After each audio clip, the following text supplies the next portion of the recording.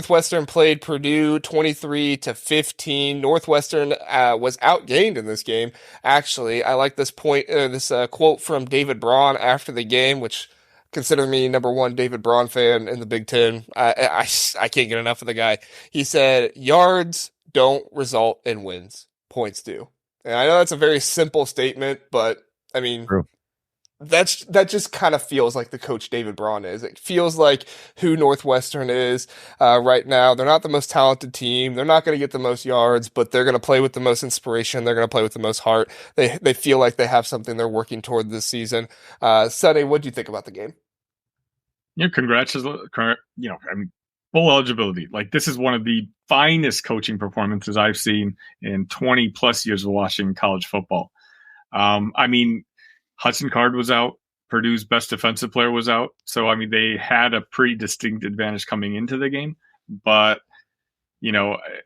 with all the bad stories between Harbaugh, Michigan, Deion Sanders, like the aggravating stories, David Braun is one of just the good stories that it's coming out of this season. So, I want to give him all the credit and do. They're one of our protected rivals. So I have, some opinions on him on moving forward too. But Right. the job he's done this week, I'm super grateful that they won yesterday, because now otherwise next week it would be Illinois versus Northwestern battling for a bowl game. They've already clinched theirs. So our hope is that they can ease up a little bit. But like you talked about, it doesn't look like a David Braun team is the type that's going to ease up.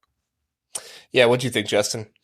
Yeah, it was. I think the biggest thing that stood out to me is Northwestern's ability to battle back. Because this game was pretty close, and then Ben Bryant answered with a long 52-yard touchdown to Cam Johnson that kind of really that essentially put the game away. Of course, Porter had 2 touchdowns. He came in and finished it off. But this Northwestern team's got a lot of fight in them, and they seem to show that no matter what. And even though Purdue's bad, they came out there, and Purdue, early on made a game of it, and just their ability, like I said, to punch back and win, and a home finale, see the fans come out on the field and stuff like that. It was a good game. And I'm just happy for the coach, but again, Northwestern, man, bowl eligible for Nebraska. I didn't see that coming.